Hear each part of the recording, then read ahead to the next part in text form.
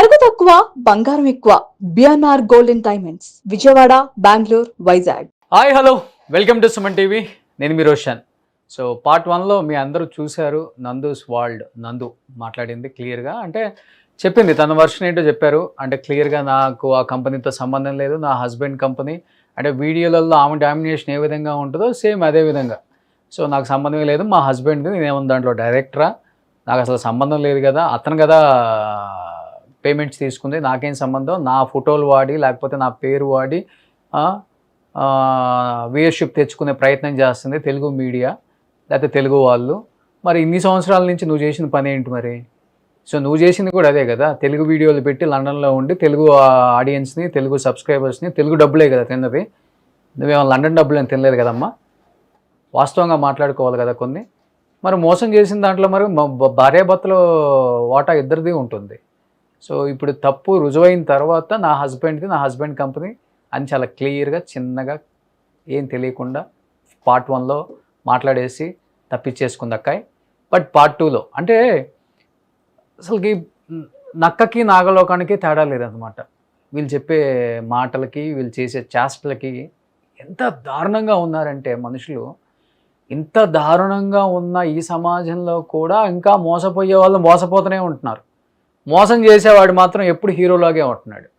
ఒక 4 రోజులు అనుకుంటారు, 4 రోజులు వీడియోలు వేస్తారు, 4 రోజులు జైల్లో పెడతారు, ఒక కేసు అవుతుంది, అంతకుమించి ఏమవుతుంది? 50 కోట్లు 100 కోట్లు దోచుకున్నాను కదా, దీంతో ఎంజాయ్ చేయొచ్చు. లేకపోతే మన మాట వినే పోలీసులు, లేకపోతే మన మాట వినే వాళ్ళకు డబ్బులు ఇచ్చేసి కొనవచ్చు. ఆ జైలుకి కూడా పోయే పని లేదు కదా. అంత అంత అంత సిగ్గు శరం లేకుండా తప్పు చేసేస్తున్నారు అసలుకి. మనం ప్రేమిస్తున్నాం, వాళ్ళే మనల్ని ప్రేమించట్లా. మనల్ని కళ్ళబొల్లు కబుర్లు చెప్పి, దొంగ అబద్ధాలు చెప్పి, దొంగ వీడియోలు చేసి, దొంగ సెంటిమెంట్లు వర్కౌట్ చేసి, దొంగలు దోచుకుంటున్నారు. వాళ్ళు దొరలవుతున్నారు చివరికి. దొంగలయ్యే వాళ్ళు ఎవరంటే మనమే, విక్టిమ్సే అవుతున్నారు చివరికి. మీరు ఎందుకు ఇచ్చారా అని మిమ్మల్నే ప్రశ్నిస్తారు చూసే ఆడియన్స్ అందరూ కూడా. తీసుకుందామని ఏం ప్రశ్నించరు. ఆమెకు ఎట్టో సిగ్గులేదు, తప్పు చేసేస్తారు వాళ్ళు ఈజీగా. ఆమెనే కాదు, సెలబ్రిటీ మోజులో ఉన్న ప్రతి వాడు కూడా తప్పు చేయటం అనేది చాలా ఈజీ. పెద్ద పెద్దోళ్ళే చేస్తున్నారు, వీళ్ళంతా ఆఫ్టర్ ఆల్ అసలుకి. పెద్ద పెద్దోళ్ళే తప్పులు చేస్తున్నారు, పెద్ద పెద్దోళ్ళే చిక్కు బౌన్స్లు అవుతున్నాయి, పెద్ద పెద్దోళ్ళే జైలుకి పోతున్నారు, పెద్ద పెద్దోళ్ళే తిప్పి మాట్లాడుతున్నారు, పెద్ద పెద్దోళ్ళే భజన చేసుకుంటున్నారు, పెద్ద పెద్దోళ్ళే ఊడిగం చేసుకుంటున్నారు. ఒక రకంగా చెప్పాలంటే వీళ్ళు ఆఫ్టర్ ఆల్ వాళ్ళ ముందు. మరి వాళ్ళు చేస్తున్నప్పుడే లేనిది వాళ్ళనే సమాజం ప్రేమిస్తుంది, వాళ్ళనే సమాజం చేసిన తప్పులను మర్చిపోయి యాక్సెప్ట్ చేస్తుంది. ఆఫ్టర్ ఆల్ మేమెంత అనుకుంటున్నారు చిన్నవాళ్ళు. ఇంకా చిన్నవాళ్ళు ఇన్ ద సెన్స్ ఒక రకమైన ఇన్ఫ్లుయెన్సర్లు, యూట్యూబర్లు, లేకపోతే కొద్ది గొప్ప ఒక 10-20 సినిమాలు చేసిన సెలబ్రిటీస్, ఒక 10 పాటలు పాడిన సింగర్సు, ఇలాంటి వాళ్ళందరూ కూడా. సో వీళ్ళున్నంతకాలం ఈ సమాజానికి ఎప్పుడూ కూడా చీడపురుగులు అని చెప్పుకోవచ్చు ఒక రకంగా చెప్పాలంటే. ఏమో పార్ట్ 2లో కొన్ని మాట్లాడింది. ఎన్ని కబుర్లు చెప్తారంటే మాట్లాడుతుంది నందు మేడం. జాతకాల పేరుతో మా రీల్స్ వాడుతున్నారని ఆ రీల్స్ ని ఆపేయడం కోసం ఆ పేజ్ ని క్లోజ్ చేశారు. జాతకాల పేజీల వాళ్ళకి IPR రైట్స్ చేశారు, అందువల్ల ఆ పేజెస్ క్లోజ్ అయింది. నా పేజ్ స్టిల్ అవైలబుల్. ఓకే చెప్పండి. ఇప్పుడు నేను అనేది ఏంటంటే మీకు రోషన్ గారు ఒక్క మాట బాగుందనిపించింది. ఎన్ని రకాల వీడియోలు పెడతారు, మరి ఒక వీడియో పెట్టచ్చు కదా. మీరు ఇంటర్వ్యూస్ చాలా బాగా చేస్తారు, నేను అగ్రీ. కనీసం ఎదుటి వాళ్ళు మీరు క్వశ్చన్ అడిగినప్పుడు మాట్లాడడానికి ఛాన్స్ ఇవ్వండి. మొత్తం స్టోరీ అనుకుంటా మధ్యలో మీరే చెప్పేస్తే నేను ఏం మాట్లాడేది. జరిగింది, మీరు అటు వెళ్ళారు, తర్వాత ఏంటి? ఎక్స్‌ప్లాయిటేషన్ జరిగిందని మాకు ఒక ఎంప్లాయీ ద్వారా తెలిసింది. తెలియగానే ఇమీడియట్ గా పార్ట్నర్షిప్ ఆగిపోయింది. మీరు చూసుకోమన్నారు, మధు కంటిన్యూ చేశాడు. ఎక్కడెక్కడ డ్యామేజ్లు జరిగినాయో అవి క్లియర్ చేయడానికి ట్రై చేశాడు. ఆ ఎక్స్‌ప్లాయిటేషన్ లో మన ఎంప్లాయీస్ ఆల్రెడీ 3 ఉన్నారు, దే ఆర్ ఇన్వాల్వ్డ్. సో వాళ్ళని జాబుల నుంచి తీసేశారు. ఇక వాళ్ళు ఎప్పుడైతే మన కంపెనీకి అప్పట్లో స్పాన్సర్షిప్ లైసెన్స్ ఉండేది, అంటే ఏంటంటే మన ఎంప్లాయీస్ కి మనమే వీసా చేసుకోవచ్చు మధు కంపెనీకి. సో అట్లా వాళ్ళు ఉండేవాళ్ళు. ఎప్పుడైతే మనం ఇక్కడ జాబ్ తీస్తామో జాబ్ తో పాటు వాళ్ళ వీసా పోతుందండి. ఎందుకంటే జాబ్ మీద ఉన్నారు కదా. సో ఆబ్వియస్ గా ఏం చేస్తారు, వాళ్ళ ఫ్యామిలీస్ కి ఇంపాక్ట్ పడుతుంది. ఆ పగతో మన 1 year నుంచి బ్లాక్ మెయిల్ చేస్తారు. మేము జస్ట్ ఇగ్నోర్ చేస్తాం. ఏదైనా ఉంటే పోలీస్ స్టేషన్ లో చూసుకోవాలి, వాళ్ళు ఇగ్నోర్ చేస్తాం. ఈ కంట్రీలో సోషల్ మీడియాలో ఏది పడితే అది పోస్ట్ చేయకూడదు. ఇంకోటి ఫస్ట్ థింగ్, నేను ఎప్పుడు మాకు రెస్టారెంట్స్ ఉన్నాయి, రిక్రూటింగ్ ఏజెన్సీలు ఉన్నాయి, ఓల్డ్ ఏజ్ హోమ్స్ ఉన్నాయి, ఇవన్నీ నేను ఎప్పుడు యూట్యూబ్ లో చెప్పలా. అవి చెప్పినప్పుడు వేరే ఇవన్నీ నేను ఎందుకు ప్రమోట్ చేస్తాను? ఇంకోటి నందూస్ వరల్డ్ ఛానల్ చూసి ఎవరు అక్కడికి రాలా. అక్కడికి వచ్చింది ఇక్కడ ఉన్న వచ్చారు. ఒక పర్సన్ ఈ కంట్రీ వచ్చి, శివ అనే పర్సన్, ఇబ్రహీంపట్నంలో ఉండే పర్సన్ ఈ కంట్రీ వచ్చి అమ్మాయిల వీడియోస్ తీసి బ్లాక్ మెయిల్ చేయటం వల్ల, అందులో ఒక అమ్మాయి మా కంపెనీ ఎంప్లాయర్ అవ్వటం వల్ల మాకు కంప్లైంట్ చేయడం జరిగింది. అదే పర్సన్ ఈ కంపెనీకి బ్రోకర్ గా వర్క్ చేశాడంట. అలా కొంతమంది ఫైల్స్ ఇచ్చి వాళ్ళకి వీసాలు, జాబ్ సర్వీసులు చేసేవాడు. జస్ట్ బ్రోకర్, స్టూడెంట్ గా వచ్చి, చదువు లేదు. అతని మీద క్రైమ్ కేసులు ఉన్నాయి, డ్రంక్ అండ్ డ్రైవ్ కేసులు ఉన్నాయి. కంపెనీ డిఫోల్ట్ చేసింది అతన్ని. వేరే ఏదో కంపెనీలో ఉన్నాడు స్టూడెంట్. ఆ పర్సన్ ఇబ్రహీంపట్నం వెళ్ళి గ్రడ్జ్ పెట్టుకొని ఇది Nandu's world YouTube channel business అని చెప్పి 900 మందికి బిజినెస్ గ్రూప్ లో ఉన్న వాట్సాప్ గ్రూప్ లో పీపుల్ కి మెసేజ్ పెట్టి అలా సర్క్యులేట్ చేసి రూమర్ స్టార్ట్ చేశాడు. అప్పుడు నేను డిసెంబర్ లో ఒక వీడియో పెట్టాను, ఒక షార్ట్, మా కంపెనీ పేరుతో ఇట్లా రెప్యుటేషన్ డ్యామేజ్ చేస్తారు, మాకు సంబంధం లేదు. అది అయిపోయింది. తర్వాత ఆ పర్సన్ ఇబ్రహీంపట్నంలో ఎవరికో పోలీసులకి డబ్బులు ఇచ్చి, మేము నాన్ ఇండియన్ సిటిజన్స్ అయినా కూడా మా పేరు మీద ఇండియాలో కేసు పెట్టించాడు. మా పేరెంట్స్ కి మాకున్న బిజినెస్ తెలియకపోతే 75 ఇయర్స్ మా ఫాదర్ ఇన్ లా పర్సన్ ఆయన్ని యాడ్ చేసి పెడితే ఎఫ్ఐఆర్ చెల్లుద్దని గ్రీడ్ తో చేయించాడు. చేయించి ఆయన్ని పిలిచి ఆయన ఇంటి మీదకి వచ్చి బెదిరించటం, మాకు 10 లక్షలు ఇస్తే కేసు మార్చేస్తామని. అవన్నీ కూడా మీకు హైకోర్టులో కేసేసాం. పోలీసులు కాదు, ఆ అబ్బాయి పోలీస్ స్టేషన్, ఆ అబ్బాయి పోలీసులు కూడా కలిసి. తర్వాత అప్పటికి మేము ఇప్పుడు దాన్ని లీగల్ గా హైకోర్టులో ఎప్పుడో 3 months దాకా కేసేసాం. కేసేసి ఆ అబ్బాయికి నోటీస్ పంపించాం. మేము ఆ కంట్రీ సిటిజన్స్ కాదు, మేము వెయ్యలేం, మా పేరు మీద ఆ కంట్రీలో కేసు పెట్టలేరు. ఎందుకంటే మేము ఇక్కడ పాస్పోర్ట్ తీసుకున్నాం, కంపెనీ ఇక్కడ ఉంది, ట్రాన్సాక్షన్స్ ఏం జరిగినా ఇక్కడ జాబులు, ఇక్కడ వీసాలు, లీగల్ గా వాళ్ళు ఇక్కడే చెయ్యాలి. ఏం చేసినా ఇక్కడ ఈ కంట్రీలో కంపెనీ ఉంటే తీసుకెళ్లి ఫిలిప్పైన్స్ లో కేసు పెట్టలేరు కదండి. నిజమే, సింపుల్. ఎందుకు ఇండియాలో పెడుతున్నారు? అక్కడ రెప్యుటేషన్ వాళ్ళకుంది. ఇక్కడ నిజం ఎక్కడుంటే అక్కడ కేసు పెట్టాలి. ఇక్కడ ఒకటి చెప్తున్నాను రోషన్ గారు, రియల్ గా వీసా స్కాములు జరుగుతాయి, రియల్ గా మోసాలు జరుగుతాయి. మీకు నాలెడ్జ్ ఉంది. మేము అప్పట్లో అందరికీ చెప్పాము ఈ మాట. ఈ వీసా బిజినెస్ మధు పాత స్టార్ట్ చేసినప్పుడు మా రిలేటివ్స్ అందరు చెప్పారు, మీరు ఐటీ బ్యాక్గ్రౌండ్ నుంచి వచ్చారు, మీరు మల్టిపుల్ బిజినెస్ లో ఉన్నారు, దీని జోలికి వెళ్ళొద్దంటే ఈ బురదని డీసెంట్ గా కూడా బిజినెస్ చెయ్యొచ్చు, మేము కష్టపడి పైకి వచ్చాము, జాబ్ రాకపోతే ఆ పెయిన్ ఏంటో మాకు తెలుసు, అది జరగకూడదు. ఎలిగేషన్ మీరు అలానే చెప్తే బాగుంటుంది, అట్లీస్ట్ మన త్రూ అన్న తెలుస్తుంది ఆడియన్స్ కి. ఇప్పుడు ఏమనుకుంటున్నారంటే ప్రతి ఒక్కరు నిజంగానే జరిగిందని అందరు అనుకుంటున్నారు కదా బయట. లాస్ట్ మంత్ మాట్లాడింది నేను తప్పు చేయలేదు అన్నది అలిగేషన్, అంటే బయటకు వచ్చి మాట్లాడమని కూడా చెప్పాను నేను. ఇప్పటికీ మాట్లాడలా. ఇవాళ డేట్ ఎంత ప్రెజర్ పెడతా, నాకు ఒకటి అర్థం కావట్లేదు. నేను రియాక్ట్ అయితే ఒక్క చిన్న వీడియో పెడితే ఎన్ని ఛానల్స్ లో చెప్పుకున్నారు. ఈ రియాక్షన్ దేనికి? జస్ట్ వాళ్ళ ఐడెంటిటీ బయటికి రావడానికి. రేపు ఈ మంత్ లో కోర్టులో, హైకోర్టులో హీరింగ్ ఉంది ఆ శివ అనే అబ్బాయిది. తన వైఫ్ కి జరిగిన వీసాని తనదని చెప్పుకొని తన న్యూడ్ వీడియోస్ పెట్టి అమ్మాయిని బ్లాక్ మెయిల్ చేసింది, కవరప్ చేసి మమ్మల్ని ట్రాక్ చేసి, మేము మా ఎంప్లాయీని అమ్మాయిని బయట పెట్టగలమా? పెట్టలేంగా. అమ్మాయి పరువు తీయగలమా? పెళ్లి కాల. మేము ఓన్లీ మీరు అక్కడ యూకే టైర్ 2 వీసా స్కామ్ జరిగింది, విక్టిమ్స్ బయటకు వస్తున్నారు కాబట్టి ఇది ఏంటనేది మాట్లాడమని చెప్తున్నాను అంతే. నేను మిగతా వాళ్ళ కేసుల గురించి నేను మాట్లాడమని చెప్పలేదు. ఇంకా అది ఇప్పుడు దాని వల్లే కదా ఇదంతా చేస్తుంది గ్రజ్జుతో. నాకు ఒక్క మాట చెప్తానండి, వీసా గనక రిజెక్ట్ అయితే టాపిక్ డైవర్ట్ చేసేస్తుందేమో. గవర్నమెంట్ ఇస్తుంది. ఇంతమంది విక్టిమ్స్ మోసపోయారు, మరి దాని మీద మాట్లాడండి నేను చెప్తుంటే ఎవరో శివ ఏదో కేసు మా మామని మేనేజ్మెంట్ ఒక పేపర్ ఇస్తది, ఈ ఎంప్లాయీని మేము తీసుకుంటున్నాం, మాకు వీసా కావాలి అని. దాన్ని COS అంటారు, కాస్ అంటారు. ఆ కాసు ఒక కంపెనీ ఇస్తుంది. ఇక్కడ మల్టిపుల్ కంపెనీలు, మీరు అన్నారే కొన్ని వేల మందో 100 మందో స్టూడెంట్స్, అన్ని వేల కంపెనీల మీద వాళ్ళు కేసు పెట్టాలి. రిక్రూటింగ్ ఏజెన్సీ మీద ఎలా పెడతారు? రిక్రూటింగ్ ఏజెన్సీ ఆ కంపెనీతో కనెక్షన్, అంతేగాని ఆ పర్సన్ తో కనెక్షన్ కాదు. రిక్రూటర్స్ అంటే కాదు. ఇప్పుడు వాళ్ళు మిమ్మల్ని టార్గెట్ చేయడానికి వన్ ఆఫ్ ద రీజన్ ఏంటంటారు మరి? ఇప్పుడు శివ తీసి పక్కన పెట్టేసేయండి. శివ హైదరాబాద్ లో మీ మీద గడ్జి తీర్చుకోవడానికి రివెంజ్ కి మీ మామగారినో ఎవరినో పెట్టి కేసు పెట్టారు. ఓకే, వాట్ అబౌట్ యూకే లో ఉన్న స్టూడెంట్స్ కానీ, యూకే లో ఉన్న వేరే కంట్రీస్ వాళ్ళు? నేను మీకు ఇందాక ఒక మాట చెప్పాను, యూకే ఇమిగ్రేషన్ కంపెనీస్ అని కొట్టండి. లాస్ట్ నవంబర్ నుంచి 3000 కంపెనీస్ కి కంట్రీలో లైసెన్స్ పోయింది. బికాస్ ఆఫ్ స్టూడెంట్స్ ఒక చోట లీగల్ గా జాబ్ చేయాల్సింది రెండో చోట చేయటం వల్ల ఆ కంపెనీలకు లైసెన్సులు పోయినాయి. అప్పుడు ఆ స్టూడెంట్స్ అందరికి జాబులు పోతాయి. జాబులు పోయిన వాళ్ళకి డబ్బులు ఎవరిని అడుగుతారు చెప్పండి? డైరెక్ట్ కంపెనీని అడుగుతారా? అడిగే ధైర్యం ఉందా? వాళ్ళే తప్పు చేసినప్పుడు తీసేస్తారు కదా. వాళ్ళే తప్పు చేసినప్పుడు వాళ్ళ వీసా పోతారు కదా. ఇప్పుడు వీసా పోయిందని చెప్పిన వాళ్ళు ఈ కంట్రీలో ఎలా స్టే చేస్తున్నారు? ఒక్కసారి మీరు ఈ కంట్రీలో వచ్చి ఎవరన్నా ఎంక్వైరీ చేయించండి. లీగల్ గా ఈ కంట్రీలో ఎలా స్టే చేస్తున్నారు వీసా పోతే?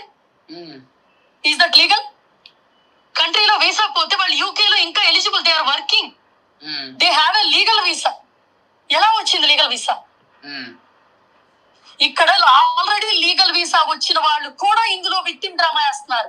2021 లో వీసా వచ్చి 2021 లో జాబ్ చేసి 2026 లో జాబ్ పోతే ఏ కంపెనీ ద్వారా interviews, mock interviews, application fill up చేయించుకున్నారో ఆ కంపెనీని అటాక్ చేస్తున్నారు.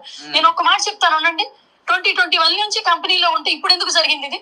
ఒక్కసారి ఆలోచించారా? యూకే ఇమిగ్రేషన్ భయంకరమైన టైట్ అయింది. ఇండియన్స్ వెళ్ళిపోమని ర్యాలీస్ చేస్తున్నారు. ఇప్పుడు ఇండియన్స్ మీద అటాక్ జరుగుతుందని వాళ్ళు వెళ్ళేటప్పుడు డబ్బులు తీసుకెళ్ళడానికి ఆడుతున్న గేమ్. ఇప్పుడు మీరు ఒకటి చెప్పండి, ఒక మనిషికి అన్యాయం, ఇప్పుడు నాకు అన్యాయం జరిగిందని నేను చెప్తానండి. నాకు ఒక క్లాస్మేట్స్ ఉంటారు 50 మంది ఇక్కడ ఫ్యామిలీస్. వాళ్ళందరూ నాకు సపోర్ట్ చేస్తారా, మీకు సపోర్ట్ చేస్తారా?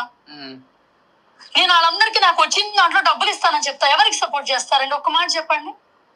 ఇక్కడ ఒక కంపెనీ మేనేజ్మెంట్ మీద ప్రాబ్లం ఉంటే ఆ కంపెనీ ఇంటి ఆడవాళ్ళని పిల్లల్ని ఎందుకు లాగుతున్నారు? ఇండియాలో గుండాగిరి చేసినట్టు మా రెస్టారెంట్స్ మీదకి వచ్చి అటాక్ చేశారు. ఇది కరెక్ట్ గా నెల క్రితం, 3 నెలల క్రితం, 5 నెలల క్రితం మా రెస్టారెంట్ మీదకి వచ్చి ఎంప్లాయీస్ అటాక్ చేసి మ్యాన్ హ్యాండ్లింగ్ చేశారు. పోలీస్ కంప్లైంట్ ఇచ్చాం. ఇస్తే వాళ్ళు వార్నింగ్ ఇచ్చి ఇంకొకసారి ఆ ఊళ్ళో కనిపించిన డిపోర్ట్ చేస్తామని వార్నింగ్ ఇచ్చారు. నేను అదే సిచ్యువేషన్ లో సీసీటీవీ ఫుటేజ్ లో ఉంది. ఇక్కడ మనం ఏం పేకలేం.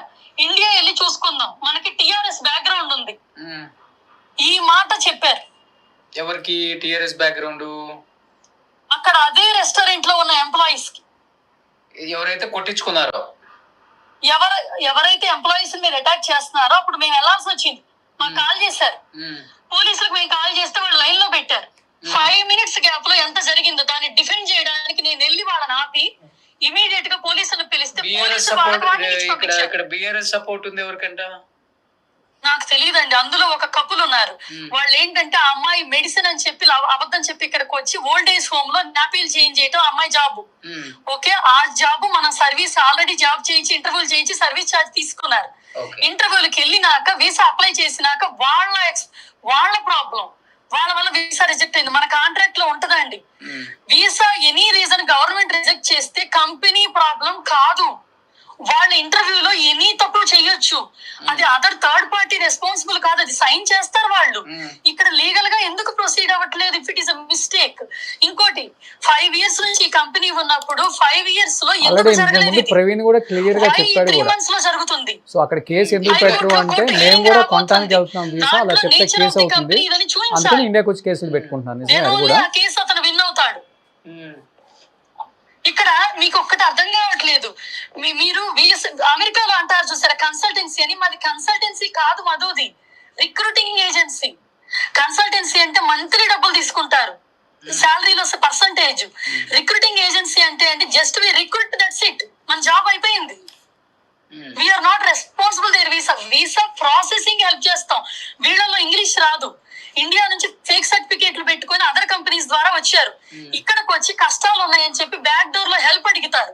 మనం చెయ్యం. అక్కడ మీరు కొన్ని చూడండి, పిల్లల మీద యాసిడ్ పోస్తాము, వైఫ్ మీద యాసిడ్ పోస్తాం, ఇండియా వస్తే అటాక్ చేస్తామని ఎన్నో మెసేజ్లు పాస్ట్ 3 years నుంచి పెట్టినా మేము కంప్లైంట్ ఇక్కడ చేసాం. వీఆర్ ఇక్కడ సిటిజన్స్, ఇండియాలో కాదు. మీరు చెప్పే విక్టిమ్స్ ఎవరైతే వీళ్ళంతా విక్టిమ్స్ కాదని చెప్తున్నారో వాళ్ళ మీద మీరు కేసు ఫైల్ చేశారు. అక్కడ 5 కేసులు ఫైల్ చేశామండి. ఇండియాలో లాగా ఎఫ్ఐఆర్ కాపీ ఇవ్వరు. ఇక్కడ ఒక రిఫరెన్స్ నెంబర్ ఇస్తారు. ఆ రిఫరెన్స్ నెంబర్ కి ఒక పాస్వర్డ్ ఉంటది. ఆ పాస్వర్డ్ మేము కొట్టినప్పుడు డేటా వస్తుంది. సైబర్ సెక్యూరిటీ హెరాస్మెంట్ కింద మేము ఇప్పుడు 2 కేసులు అయినాయి. ఎవ్రీ 48 hours అప్రోచ్ అవుతారు. ఇంకొకటి ఎవరైతే రెస్టారెంట్ మీద ఫైట్ చేశారన్నారో ఆ రెస్టారెంట్ వీడియో కూడా రిలీజ్ చేయాలి. ఎందుకంటే రెస్టారెంట్ నిజంగానే వాళ్ళ బాధతో అటాక్ చేసి ఉంటారు వాళ్ళు. అందరూ కంప్లైంట్ చేశారు. వచ్చారు, మా దగ్గర సీసీటీవీ ఎవిడెన్స్ ఉంది. లీగల్ గా సీసీటీవీ ఈ కంట్రీలో ఒక పర్సన్ ని డిఫేమ్ చేయకూడదు. అప్పుడు ఎక్కడ చేస్తారు? ఇండియాలోనే కదా.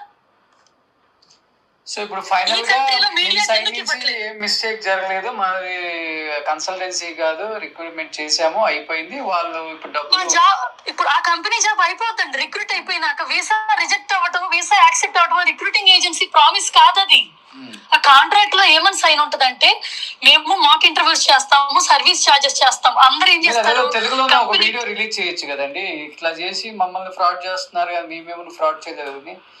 ఇవాళ 3 PM కి నేను 5 రోజుల క్రితం చేసిన వీడియో ఎడిటింగ్ అయిందండి. 3 PM కి వాళ్ళు ఒకటి కామెడీతో రిలీజ్ అవుతుంది.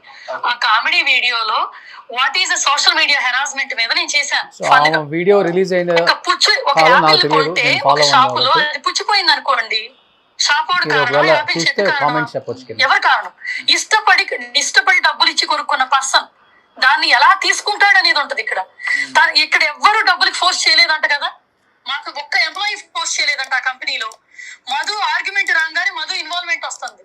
ఎందుకంటే ఒక పర్సన్ మేము ఎప్పుడు మా సోషల్ మీడియా ఫేమ్ వాడి బిజినెస్ చేయలేదే. మాకు ఇక్కడ బోల్డ్ రెస్టారెంట్స్ ఉన్నాయి కదా, బిజినెస్ చేసే రోజులు అదే నేను చెప్తుంది.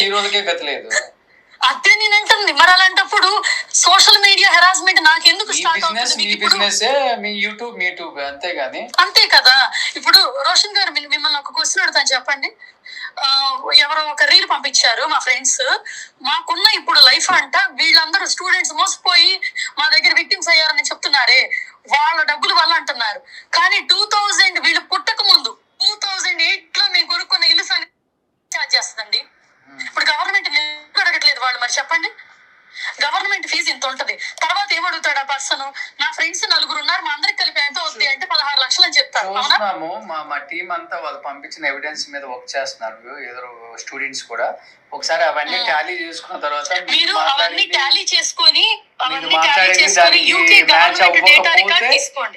మ్యాచ్ అవ్వకపోతే అప్పుడు మిమ్మల్ని ఒకసారి కాంటాక్ట్ అవుతాను, ఎట్లా చేద్దాం ఏంటి మీతో మాట్లాడతాం. ఓకేనండి. ఇదిగో రోషన్ గారు, మీరు టాలీ చేసుకున్నాక ఇక్కడ గవర్నమెంట్ లో ఒరిజినల్ డాక్యుమెంట్ ఏదో ఫేక్ డాక్యుమెంట్ ఏదో ఫస్ట్ చూసుకోండి.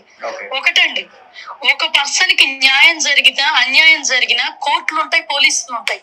సోషల్ మీడియాలో న్యూస్ ఛానల్లో చెప్పేది టీఆర్పీ కోసము, డిఫేమ్ కోసం తప్ప న్యాయం పోరాటం కాదది.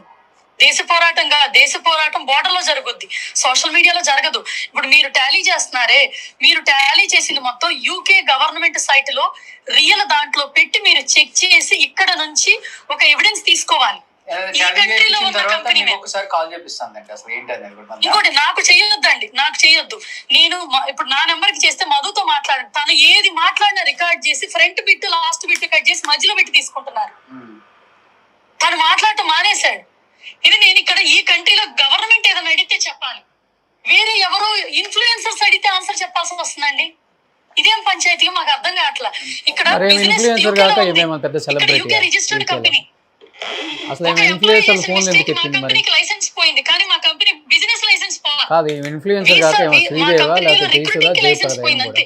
అది కూడా ఏంటి, వీసాకి ఇక్కడ లోకల్ పీపుల్ రిక్రూట్ చేసుకోవచ్చు, మిగతా local people available. But international అంటే వేరే ఇన్ఫ్లుయెన్సర్స్ అడిగారు అంటే మీరు కూడా ఒక ఇన్ఫ్లుయెన్సర్ కాబట్టి ఫ్రెండ్షిప్ మీద అడుగుంటారు.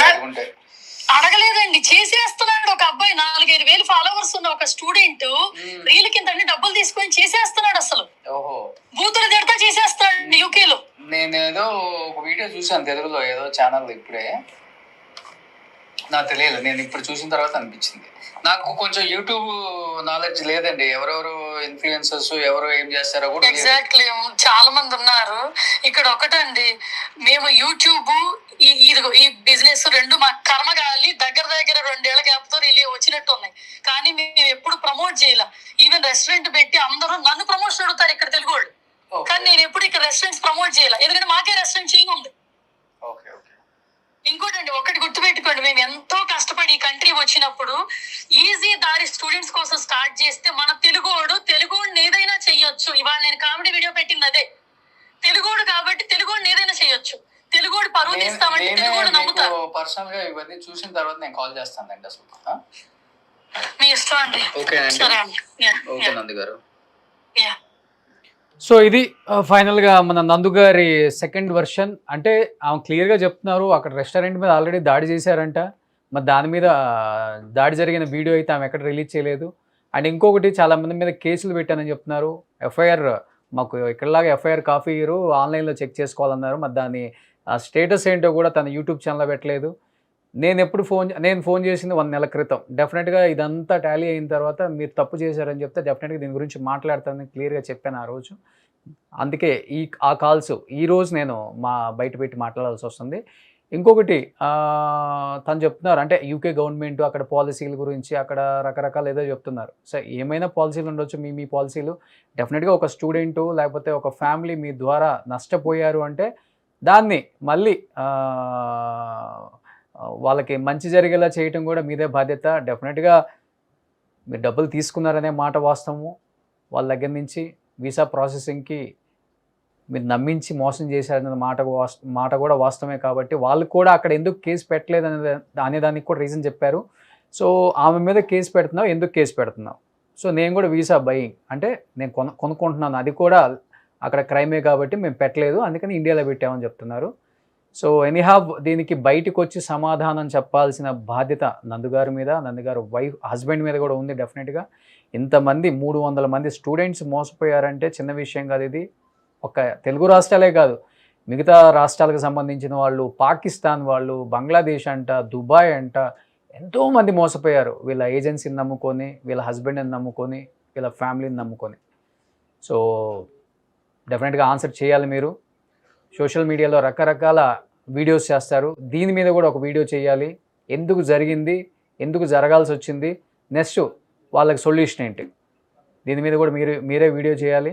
నిజంగా ఆ డబ్బులు మీ దగ్గర ఉండుంటే మీరు అన్నట్లుగానే ప్రాసెసింగ్కి ఫీజు తీసుకొని మిగతా అమౌంట్ మీ దగ్గర ఎక్సెస్ ఉంటే, అంటే కొంతమంది స్టూడెంట్స్ చెప్తున్నారు ఆయన చాలా తెలివిగా సగం అమౌంట్ అతని అకౌంట్కి వేయించుకుంటాడు, మిగతా మల్టిపుల్ అకౌంట్స్ అని చెప్తున్నారు. కాబట్టి మీ పార్ట్నర్స్ ఎవరైతే ఉన్నారో దోచుకున్న పార్ట్నర్స్ అందరూ కలిసి కూర్చొని బాబు ఉన్న పేరంతా పోయింది, ఇంకా పోవటానికి ఏం లేదు, ఇండియా తీసుకుపోయి చెప్పకూడదు తినే లోపే మనం పంచుకునే కాస్త కూడబెట్టుకునే కాస్త కొంచెం దగ్గరికి తీసుకొచ్చి స్టూడెంట్స్కి ఎంత ఇవ్వాలో అంత కాకపోయినా కానీ ఇంత అయితే ఇచ్చేద్దామని చెప్పేసి మీరు మాట్లాడుకొని వాళ్ళకి న్యాయం చేయాలని కోరుకుంటున్నాను నందుగారు. సో మీరు న్యాయానికి సంబంధించిన వీడియో పెట్టమని నేను అడగట్లేదు, డైరెక్ట్గా న్యాయం చేసేసిన తర్వాత స్టూడెంట్స్ మాకు కొంత అమౌంట్ వచ్చింది, we're very happy. At least India పోలీసుని నమ్ముకున్నందుకు, ఇండియా జ్యుడిషియరీని నమ్ముకున్నందుకు, ఇండియా మీడియాని నమ్ముకున్నందుకు మాకు కొంత న్యాయం జరిగిందనేది ఒక చిన్న తీపి కబురు అయితే వినాలని మేము కోరుకుంటున్నాం. So thank you so much. మళ్ళీ ఇంకొకసారి మీతో మాట్లాడే ప్రయత్నం చేస్తాను. చివరిగా మాట్లాడుతున్నానని చెప్పాను కాబట్టి రేపు కానీ ఎల్లుండి కానీ మీరు ఆల్రెడీ ఫస్ట్ వీడియో చూశారు, సెకండ్ వీడియో చూశారు, దీనికి డెఫినెట్గా కంటిన్యూషన్ ఏదో ఒకటి మాట్లాడటానికి మీరైనా మాట్లాడవచ్చు కాల్ చేసి, లేకపోతే నేను కాల్ చేయమన్నా నేను కాల్ చేస్తాను. సో మీ యూకే టైమింగ్ ప్రకారం టైం చెప్తే మీ పార్ట్నర్స్తో మాట్లాడుకున్న తర్వాత దీనికి సొల్యూషన్ ఏంటి ఎదుగుదాం. Thank you so much. Suman టీవీలో మీ పర్సనల్ అండ్ బిజినెస్ ప్రమోషన్స్ కోసం కింది నెంబర్కి కాంటాక్ట్ చేయండి.